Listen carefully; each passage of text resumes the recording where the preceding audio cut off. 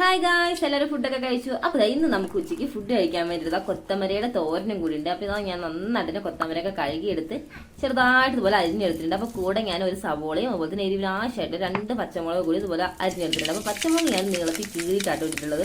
അല്ലാന്നുണ്ടെങ്കിൽ കടിക്കുമ്പോൾ പെട്ടെന്ന് എരിവില്ല. അപ്പോൾ പിന്നെ പതിവ് പോലെ തന്നെ നമുക്കിത് ചട്ടിയൊക്കെ ചൂടായതിനു ശേഷം എണ്ണ ഒഴിച്ച് കൊടുത്തിട്ടുണ്ട്. വെളിച്ചെണ്ണയാണ് ഞാൻ ഒഴിച്ചിട്ടുള്ളത്. അപ്പോൾ എണ്ണയും ചൂടാക്കിയ ശേഷം നമ്മൾ ആ കടുക് ഇട്ട് കൊടുത്തിട്ട് കടുകൊക്കെ പൊട്ടിയതിന് ശേഷം നമ്മൾ അരിഞ്ഞ് വെച്ചിട്ടുള്ള എല്ലാ സംഭവങ്ങളും ഇട്ട് കൊടുത്തിട്ടുണ്ട്. പിന്നെ അതിലേക്ക് ആവശ്യത്തിന് വെക്കും. അതുപോലെ തന്നെ സ്വല്പം മഞ്ഞൾപ്പൊടി ഇട്ടിട്ട് നമുക്ക് നന്നായിട്ട് ഇളക്കി ഒന്ന് എല്ലായിടയ്ക്കും ഒന്ന് മിക്സ് ചെയ്ത് വയ്ക്കാം. അതുപോലെ തന്നെ കൊത്തമര എന്ന് പറയുന്നത് കുറച്ച് വേവുള്ളൊരു സംഭവമാണല്ലോ. അപ്പോൾ ഞാൻ കുറച്ച് വെള്ളം കൂടി ഒഴിച്ച് കൊടുക്കുന്നുണ്ട്.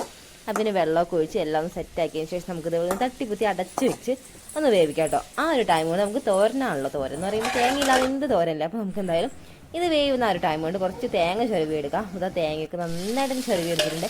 അപ്പോൾ നമ്മളിത് വേവാൻ വെച്ചൊരു ടൈമിൽ കുറച്ച് വെള്ളം ഒഴിച്ച് കൊടുത്തിട്ടുണ്ടായിരുന്നല്ലോ. അപ്പോൾ നമുക്ക് ഇളക്കി കൊണ്ടുവരുത്തേനും വെള്ളമൊക്കെ ഫുള്ളായിട്ട് ഡ്രൈ ആയിട്ടുണ്ട്.